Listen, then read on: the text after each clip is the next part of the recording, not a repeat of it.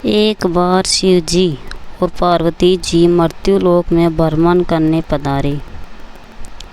दोनों विदर्भ देश में अमरावती नामक सुंदर नगर में पहुँचे। यह नगरी सभी प्रकार के सुखों से भरपूर थी।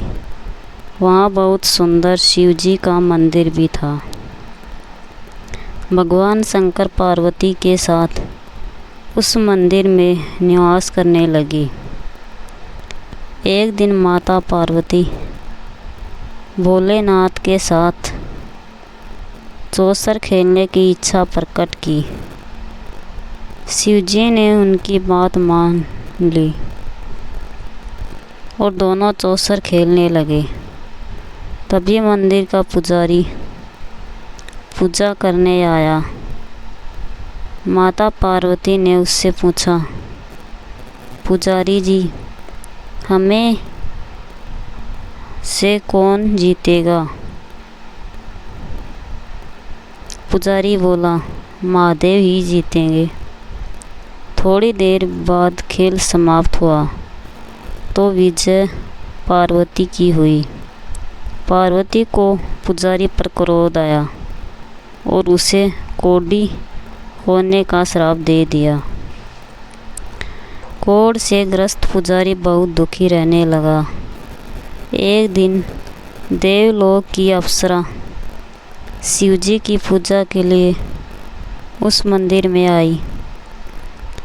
पुजारी को कोढ़ की अवस्था में देखकर दया भाव से पूछताछ करने लगी।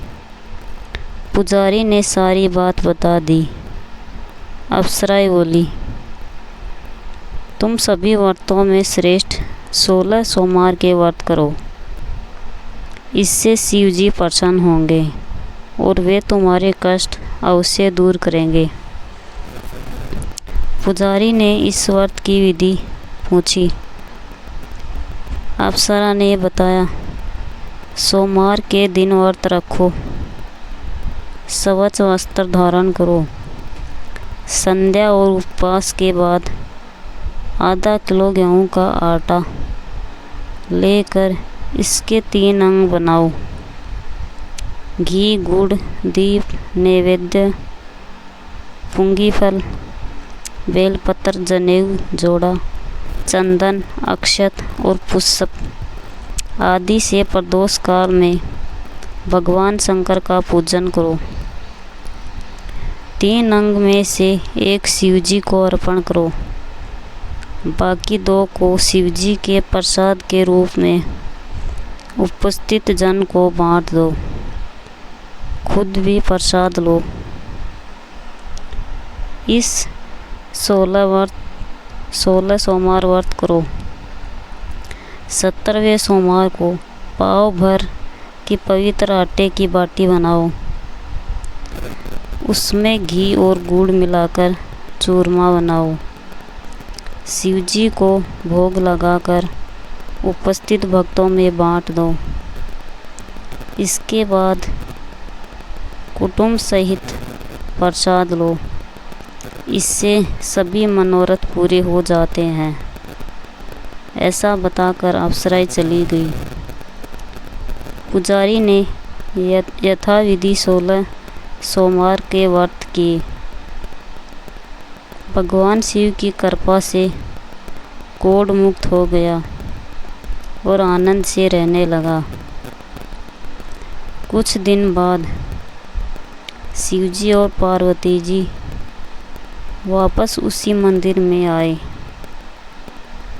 ब्राह्मण को निरोगी देखकर कारण पूछने लगी। पुजारी ने 16 सोमवार व्रत की कथा सुनाई। पार्वती जी खुद भी 16 सोमवार के व्रत करने के लिए तैयार हो गई। ये व्रत करने से उनसे रूठे हुए पुत्र कार्तिकेय माता के आज्ञाकारी हो गए। कार्तिकेय ने माता से पूछा कि आपने क्या किया जिससे मेरा हृदय परिवर्तन हो गया। पार्वती ने 16 सोमवार की कथा उन्हें सुना दी। कार्तिकेय ने अपने खास मित्र जो कहीं खो गया था उसके मिलने की कामना से 16 सोमवार के व्रत किए, तो उन्हें जल्द ही वह मित्र मिल गया। मित्र ने इस आकस्मिक मिलन का कारण पूछा, तो कार्तिकेय ने उसे 16 सोमवार के व्रत करना बताया। मित्र ने व्रत की विधि पूछी और श्याम के विवाह की मनोकामना से 16 सोमवार के व्रत किए। कार्तिकेय का मित्र एक स्वयंवर की सभा में गया, तो वहाँ की राजकुमारी ने आकर्षित होकर उसके गले में वरमाला डाल दी और उसे अपना पति स्वीकार कर लिया।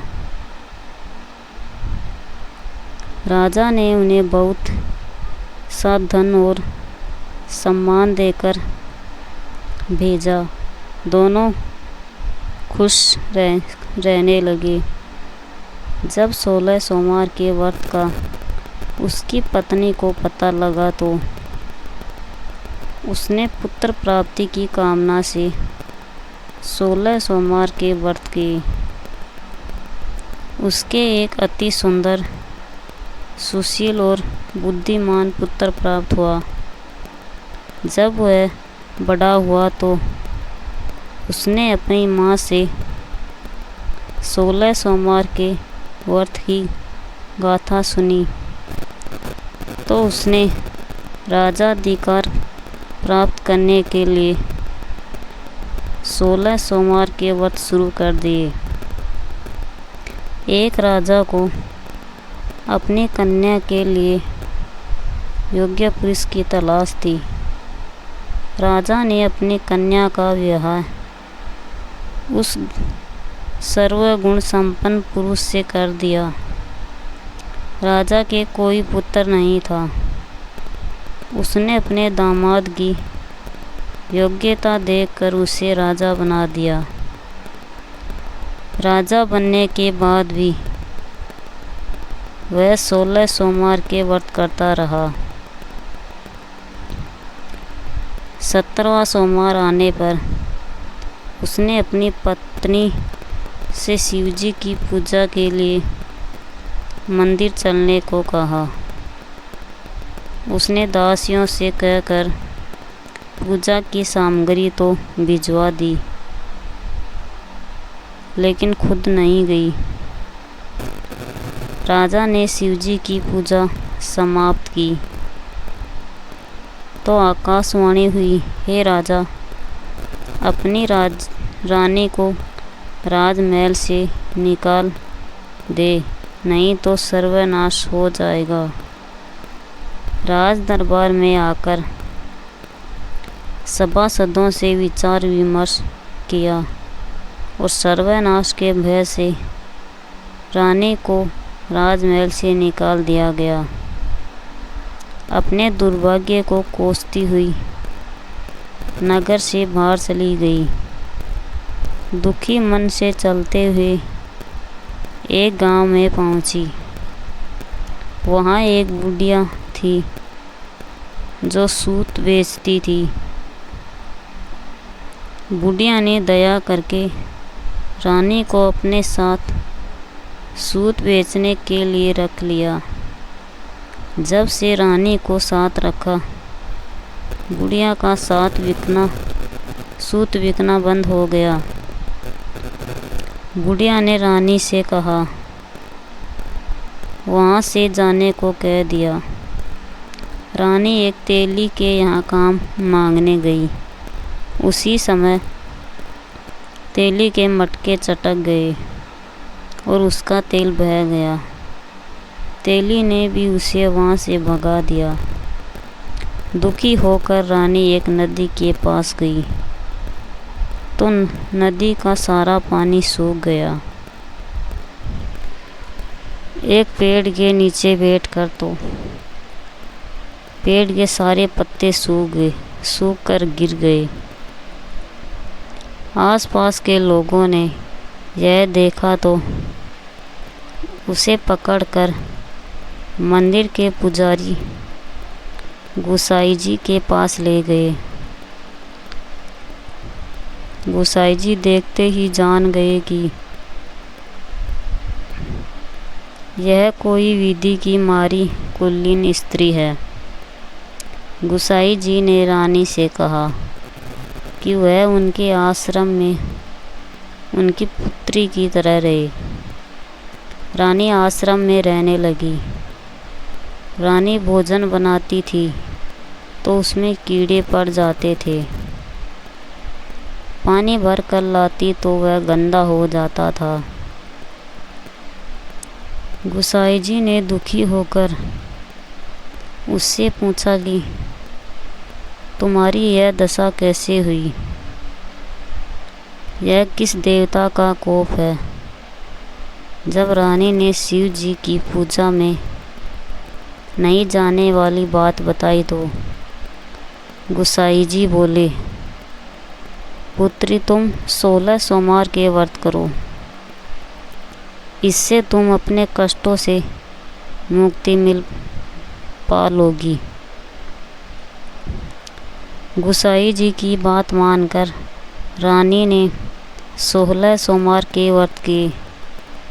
17वें सोमवार के दिन विधि विधान से शिव जी की पूजा की। पूजन के प्रभाव से राजा को रानी की याद सताने लगी और रानी को ढूंढने के लिए उसने चारों दिशाओं में दूत भेज दिए। रानी की तलाश में घूमते हुए दूत गोसाई के आश्रम में पहुंच गए। राजा को खबर लगी तो राजा रानी को ले जाने आश्रम पहुंच गया। गोसाई जी से बोला, यह मेरी पत्नी है। शिव जी के कोप की वजह से मैंने इसे महल से निकाल दिया था। अब शिव जी का प्रकोप शांत हो चुका है। इसे मेरे साथ जाने की आज्ञा दीजिए। गोसाई जी ने रानी को राजा के साथ जाने की आज्ञा दे दी। रानी बहुत प्रसन्न हुई। राजा और रानी के आने की खुशी में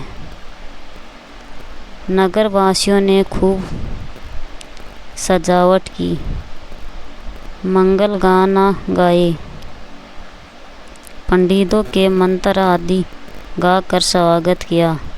इस तरह धूमधाम से रानी का महल में प्रवेश हुआ। राजा ने ब्राह्मणों को दान दिए, याचकों को धान्य दिया। जगह जगह भूखे लोगों को खाना खिलाने के लिए भंडारे खुलवाए। राजा रानी 16 सोमवार के व्रत करते हुए शिवजी का विधि विधान से पूजन करते हुए सुखपूर्वक लंबे समय तक जीवन बिताने के बाद शिवपुरी पधारे। जो मनुष्य मन में वचन और कर्म से भक्तिपूर्वक 16 सोमवार का व्रत और पूजन विधि तब करता है, वह सभी सुखों को प्राप्त करके शिवपुरी को गमन करता है। यह व्रत सभी मनोरथ पूर्ण करता है।